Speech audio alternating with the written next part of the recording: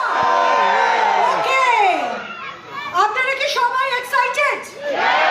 Yes or no? Modi care management এই ৪৫ degree temperature কলকাতায় আপনাদের সবার জন্য কাল বৈশাখীর সাথে সাথে বজ্র বিদ্যুৎ সহকারে তুফান লঞ্চ করেছে। তো জোরে হাততালি মিস্টার মোদির জন্য। গ্রেট। আর এই তুফানে কি হচ্ছে জানতে চান? এ হচ্ছে এমন একটা তুফান, সেখানে কিন্তু পুষ্প বৃষ্টি হবে না, সেখানে পয়সার বৃষ্টি হবে, পয়সা অর্থের বৃষ্টি হবে, ধনের বৃষ্টি হবে। Yes or no? ধন বর্ষা। এইটা হচ্ছে এমন একটা তুফান, এই তুফানেও পাইলট তুফানকে অবজ্ঞা করে আপনাদের সবাইকে টেনে নিয়ে চলে যাবে Sri Lanka. Yes my dear friends, আমরা দারুণ একটা প্রোগ্রাম লঞ্চ করেছি তুফান 2024। তার প্রথম পার্ট হচ্ছে ধন বর্ষা। আমি 100% শিওর প্রত্যেকের কনসেপ্ট ক্লিয়ার। জাস্ট আমি আরেকবার রিপিট করছি, আমরা নতুন একটা প্রোগ্রাম লঞ্চ করেছি ধন বর্ষা। সবাই মন দিয়ে শুনবেন। এই পার্টিকুলার প্রোগ্রামে কারা পার্টিসিপেট করতে পারে জানতে চান?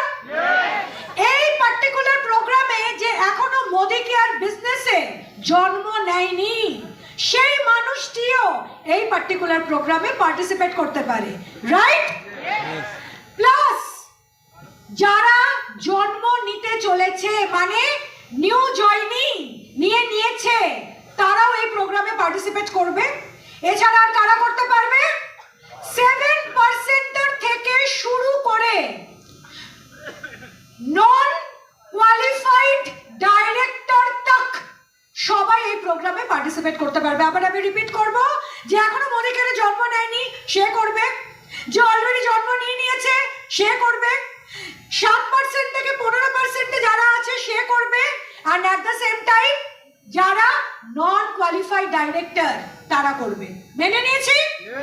আমরা মোদি কেয়ারে যে কোনো প্রোগ্রাম যখনই আমরা লঞ্চ করি, তার জন্য আমরা একটা বেস মান্থকে কনসিডার করি। একটা বেস মান্থ হয় তো, একটা বেস মান্থ।